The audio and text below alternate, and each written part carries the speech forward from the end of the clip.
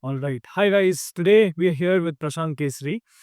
He's an individual who's working as a senior manager in Zinnow for marketing. And it's a great pleasure to have Mr. Prashant here because he's a alumni of Christ. And I just want to ask you, sir, how is it being back in Kengeri again after so many years? Yeah, first of all, thank you very much for having me. This is a very good surprise, and this is a very good initiative that you are running podcast, especially from Kingiri, which is my campus. So I have a very soft corner for this. It feels amazing coming back to the campus, right? 2 years of MBA, a lot of learnings to do, right? And then I think the vibe in Kingiri is very different from the other campus of Christ. There is more human, it's more personal to you, right? And that emotional connect is always there when we come back to campus. So yeah, I'm very excited to be in Kekeri. Rightly said, sir. Even I feel the same because when you talk about Bangalore, Bangalore is a very happening city. There are a lot of people. It feels congested at times, and Kangeri is just giving me that breathing space, right? And do you have some fond memories in the Kangeri campus specifically? You want me to give a positive side of it or negative? Three one positive, Atif. So yeah, I mean, see, 2 years. So two things which was very thing focus for me, right? One thing which I've learned is the discipline. Discipline of getting to the class before the faculty, so like in the attendance, because they used to say that you can attend the class but you won't get the attendance, right? And that was very critical. 85% about this important. So that's core, the discipline to yourself in a daily life. That's something which is very important. The second thing which I the greatest takeaway for me was that confidence. Because I was a professional dancer. I used to dance on each and every external event that you can think of, right? And that gave me that motivation that, hey, I can actually face audience, I can actually present myself. Of course, that thought process, that knowledge is obviously there, which was given by faculty and those stuff, right? But I think discipline and confidence are two major key takeaways for me in my 2 years of MBA.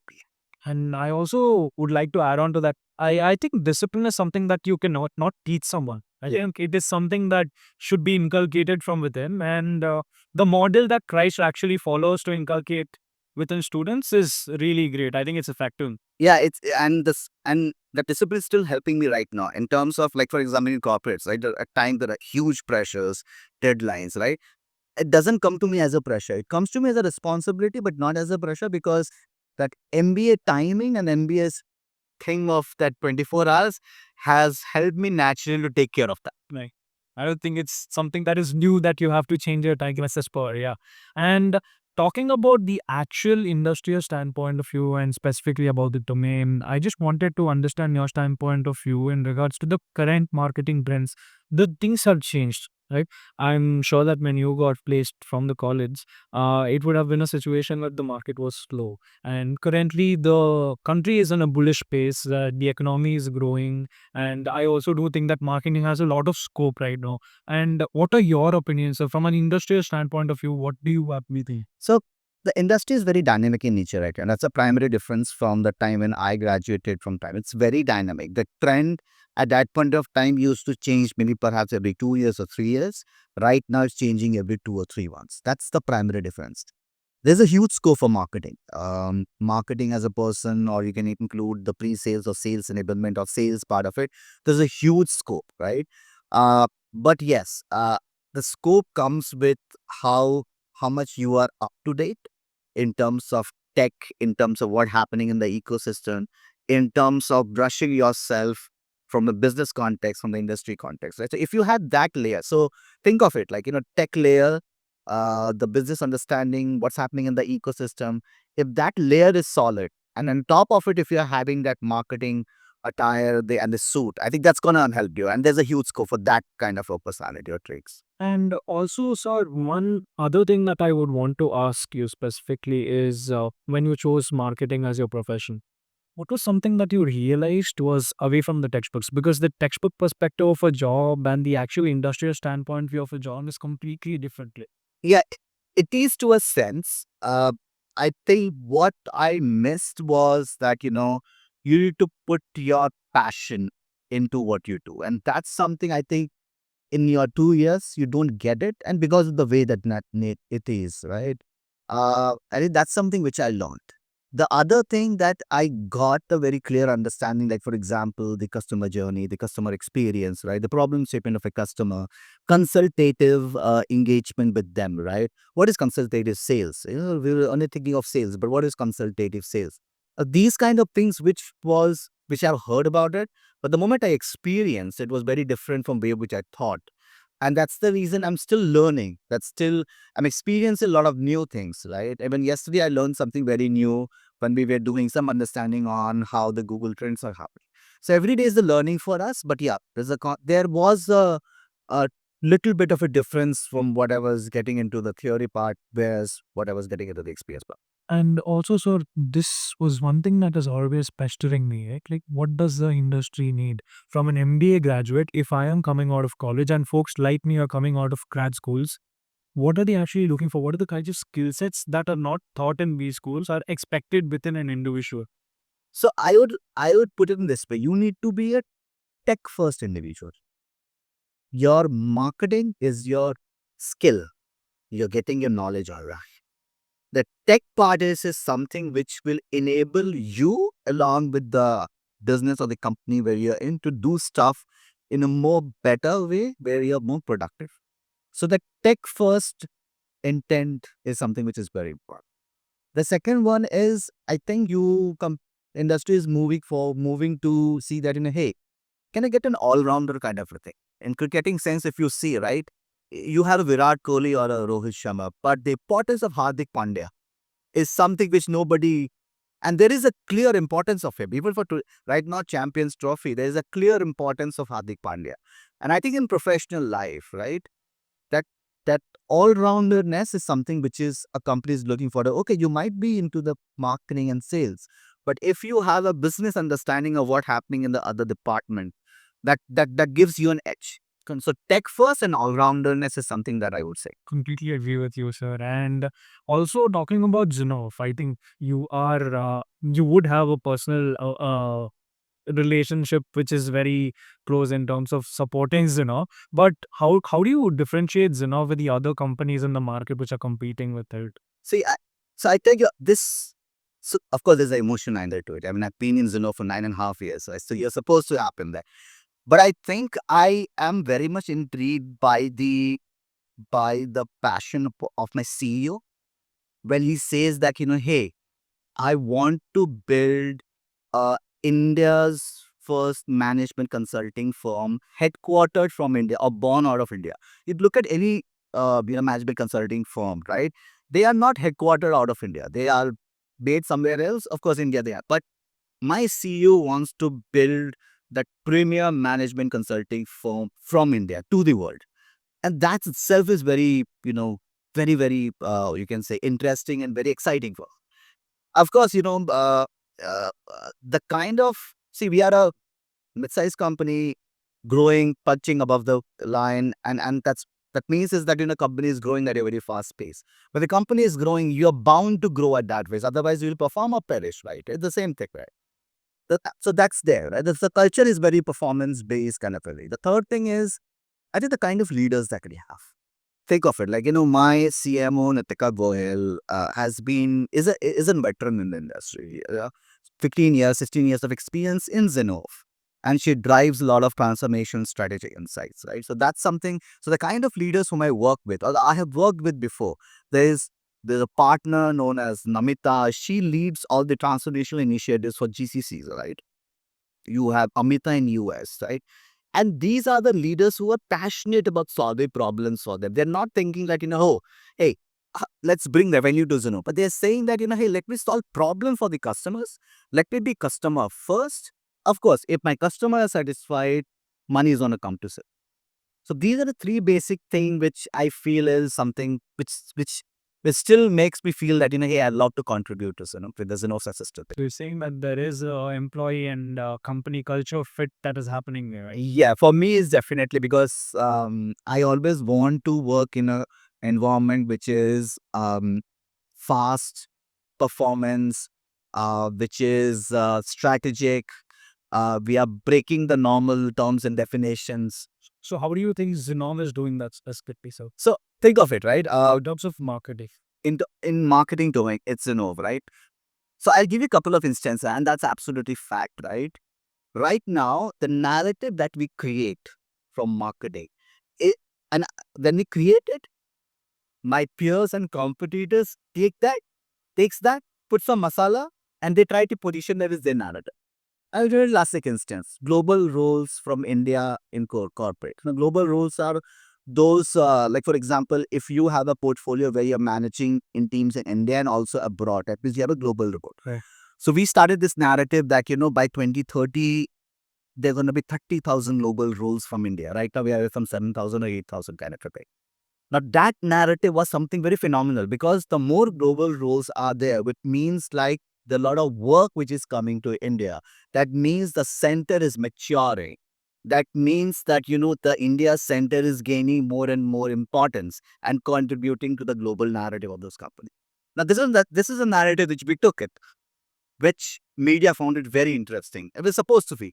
But our competitors just took it and they just maybe did some masala thing and just pushed it out. So that's, I think, the key differentiator right now is that, the narrative, and the reason why you were able to do that narrative is because we understand that space way better than others. And we had the domain expertise. And that's also the second thing we differentiate us from the other company in the marketing. So I'm talking about in marketing. So we as marketing function understands the business context and understands that segment where we work very nicely. And hence we are able to define such narrative which our competitors then follows. So, and also the thing is, of lately, we have seen a trend of businesses starting up and collapsing before they even started. Okay, right? And marketing also plays a huge role in keeping up a business or crumbling a business down to nothing. And in your particular point of view, how do you think that businesses should start off with marketing? What are the kinds of relevancies that they should have right now? Because the dynamic nature of the industry is insane. Like the level is on another space. It's too fast. And I don't think it's ever been this fast. And I think the trajectory also is towards it being more faster. Correct. Right. So how you See that from the startup point of view, and I'm telling from the experience because that's, I had an opportunity to work with the innovation consulting team where we used to solve customer problems, used to work with startups, VCs, and so I had some understanding of that. See, when it comes to startups, the core focus should be that, what problem I'm solving. Also to understand when that problem statement will not be a problem statement anymore. If that is something you're able to crack, your product or your service will take care of the marketing itself at the initial phase. Because the word of mouth and then you're solving, you will do certain as which is there. So that has to be. The moment if you feel if your product is not able to solve the problem to a bit where it should have, that's where business starts crumbling. And I'll give you a perfect example, right? There is a company called Wakefit. yeah. Now, I know Wakefit little more closely than others, right? It was not like, there were no other mattresses company. They were mattresses company, right? But they focused on a very core problem of it.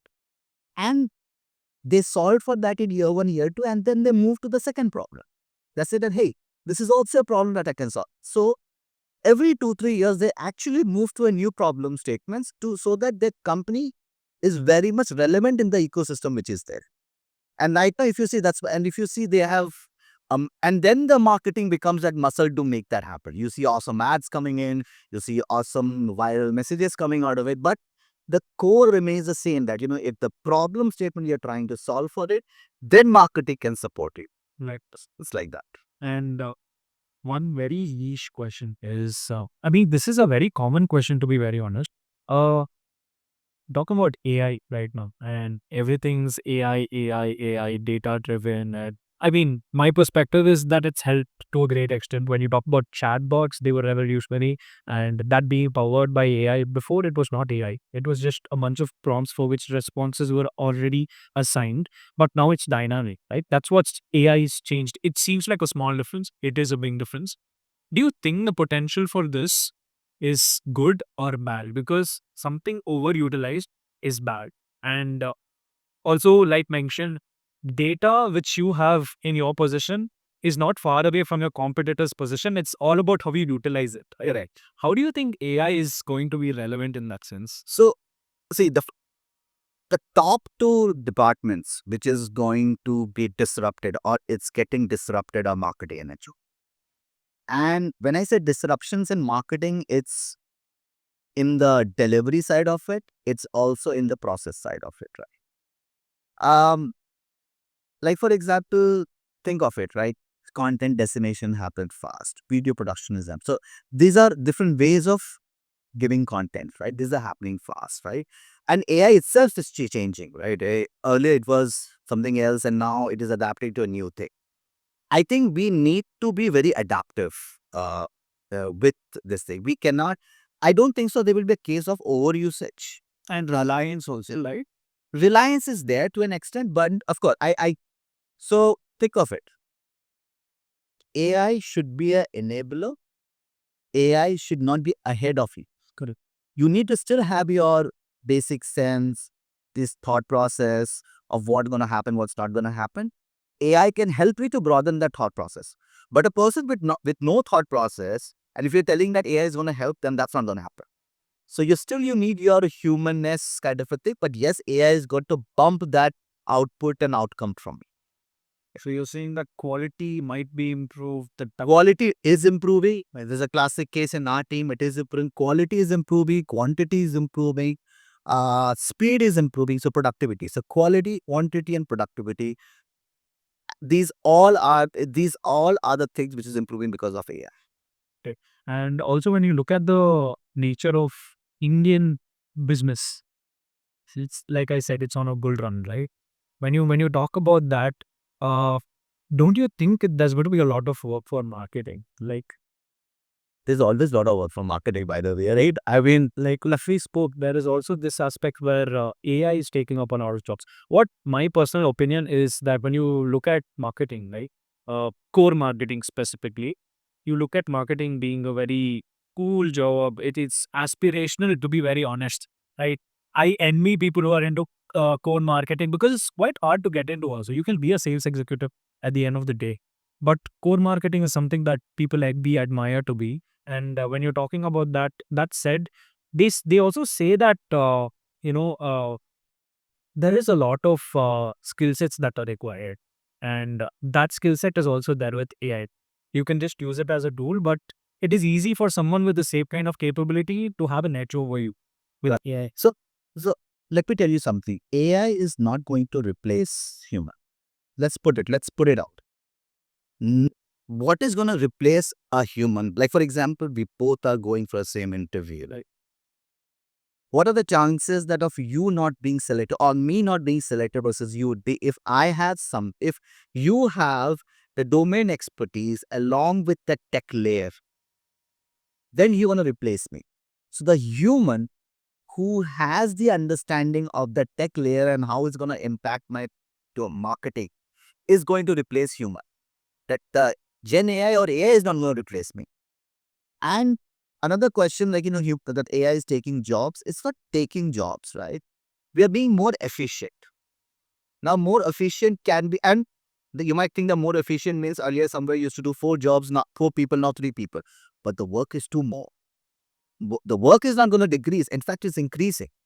So what the question now is that, hey, if you were doing 100 things by a 4-member team, can you do 200 things with 4-member team with Chat GPT or a Gen AI becoming the 5th member of it? So conversation is going in that direction. All right, so I think it's been a great conversation. It was really great to have you. Thank you so much actually coming up to the podcast and giving your grateful insights. And that's it, guys. Thank you so much. Stay tuned for more. Thank you so much, guys.